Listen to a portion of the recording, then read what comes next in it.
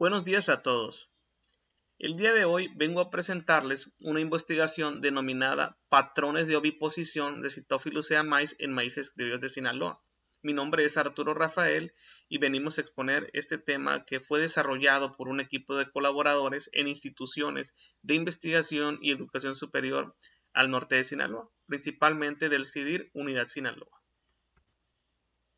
Como introducción, pues podemos decir que el gorgojo o picudo del maíz pues es una plaga principal y primaria en los granos almacenados, específicamente en el maíz, de acuerdo a Chimón y colaboradores en 2022. Se estima que las pérdidas ocasionadas por este insecto pueden superar el 60% del peso de la semilla.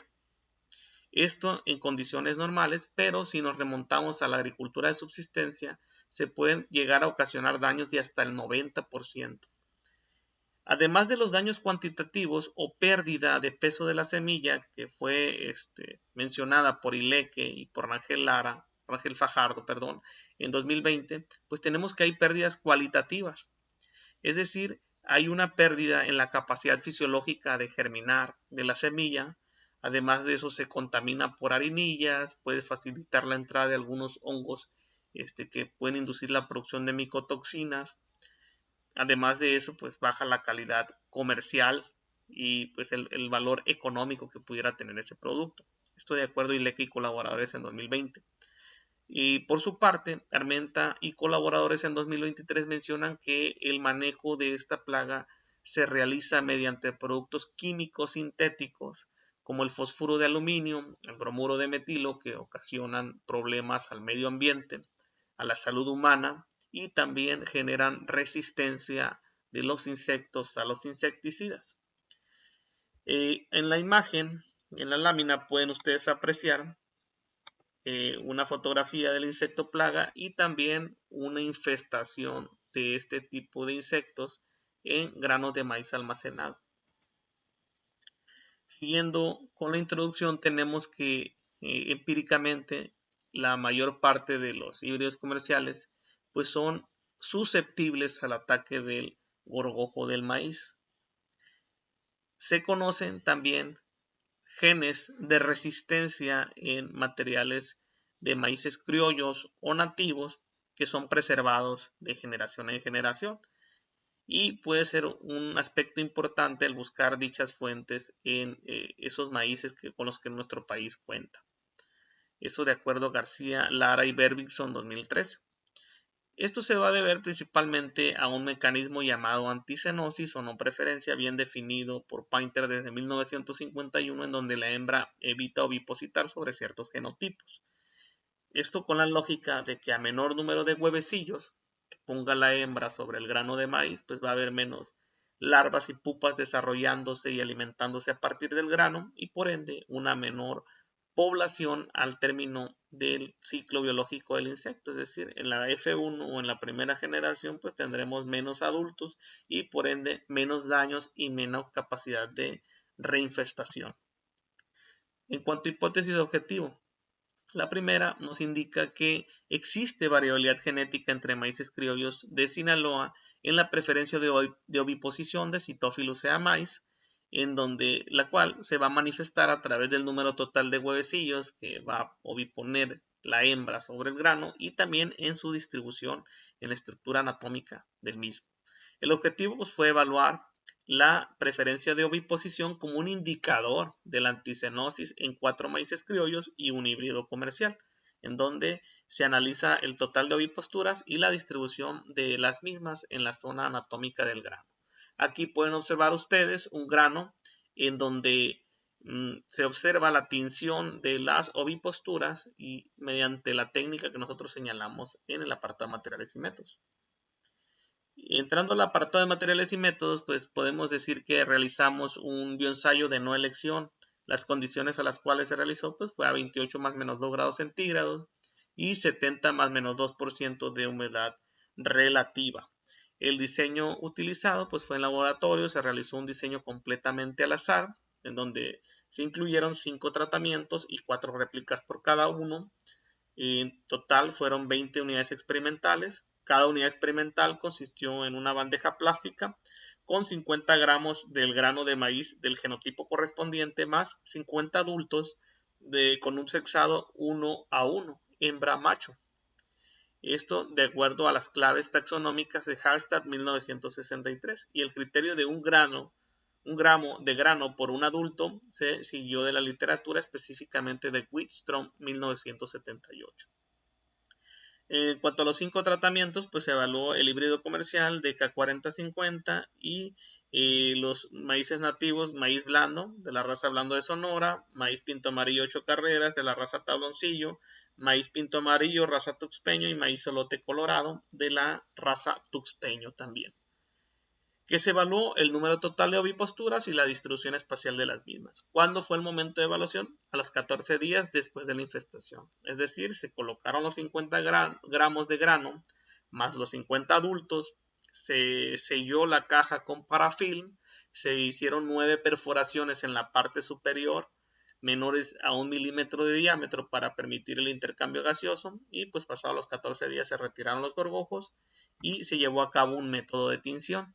El método de tinción se realizó con fucina ácida a una concentración de 0.5 gramos por litro, en donde primeramente colocamos los 50 granos de cada una de las réplicas en un colador metálico y pasado por un chorro de agua caliente a 60-70 grados centígrados durante 30 segundos. Una vez calentado el grano, se introducían esos mismos a un vaso de precipitado con la fucina ácida durante 30 segundos, se agitaban y posteriormente esos granos eran pasados otra vez al colador y bañados con un chorro de agua fría durante otros 30 segundos. El objetivo de esto pues fue básicamente que mediante el agua caliente ablandáramos la pequeña goma mucilaginosa que pone el gorgojo sobre cada huevecillo, y posteriormente al depositarlo con la fucina pues los impregnábamos con el color rojo o rosa, y por último con el lavado de agua fría pues liberaba el exceso de colorante y nosotros ya nos permitía observar cada una de las puntuaciones, lo mismo que hacíamos en un estereoscopio a un objetivo de 33x. Aquí las zonas anatómicas se dividieron en 5, que fue la punta, el costado, el embrión, el frente y el dorsal. En cuanto a los resultados, tenemos que el maíz o el material menos afectado pues fue el maíz pinto amarillo con 213 oviposturas por réplica en promedio. Y tenemos que el más afectado pues fue maíz pinto 8 carreras de la raza tabloncillo con 284 oviposturas por réplica, ¿verdad? Una diferencia de alrededor de 71 huevecillos, que es considerablemente mayor para pinto amarillo de la raza tabloncillo. Y pues los otros son tratamientos intermedios en donde encontramos al olote colorado, a DK 4050 y a maíz blando de Sonora. En cuanto a la distribución anatómica de las oviposturas, nos percatamos de que de 3.626 oviposturas que realizaron los gorgojos en todos los materiales, más del 60% correspondía a lo que es la punta, fue la parte más afectada.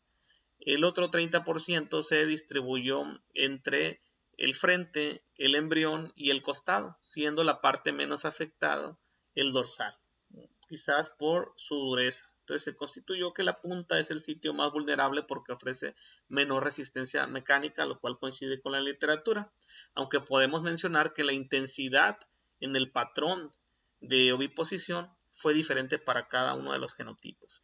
Y eso lo podemos observar en esta tabla, en donde nos podemos percatar que aun cuando en los materiales criollos el punto de predominancia fue la punta, para el caso del maíz DK4050 fue repartida entre costado, embrión, punta y frente.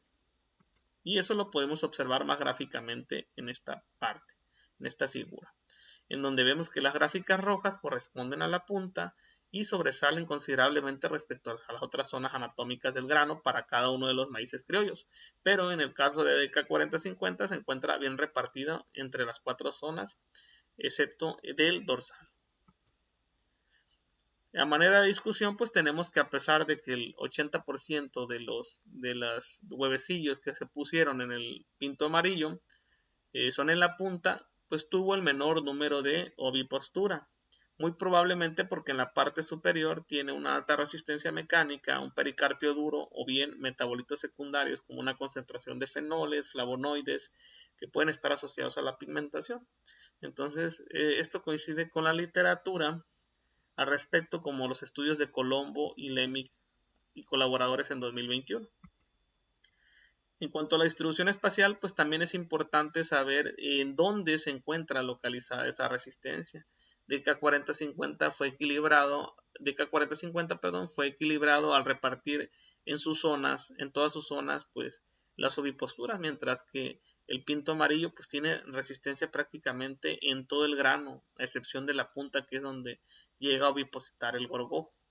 Entonces, el conteo global de oviposturas más el patrón de las oviposiciones del gorgojo, pues nos permiten a nosotros hacer una selección temprana en programas de fitomejoramiento, ya que nos da resultados preliminares para saber qué tan susceptible o no es un material, y lo que encontramos en maíces criollos coincide con lo que encontró Jiménez Galindo y colaboradores en 2023 y López López y colaboradores en 2023. Es decir, hay barreras generalizadas y hay localizadas. Agradecemos a la CECITI, al CIDIR, Unidad Sinaloa y al Instituto Superior de Guasave por sus facilidades. No sin antes olvidar las conclusiones, en donde podemos decir que existe variabilidad genética significativa en la preferencia de disposición del gorgojo del maíz. Se identifica el pinto amarillo como el material con una mayor fuente de anticenosis. La distribución espacial no es aleatoria, puesto que la punta concentra más del 60% de oviposturas. Y todo esto permite diagnosticar mecanismos de resistencia a barreras físicas y químicas, de acuerdo con el patrón de distribución. Esta es la literatura citada y muchas gracias por su atención.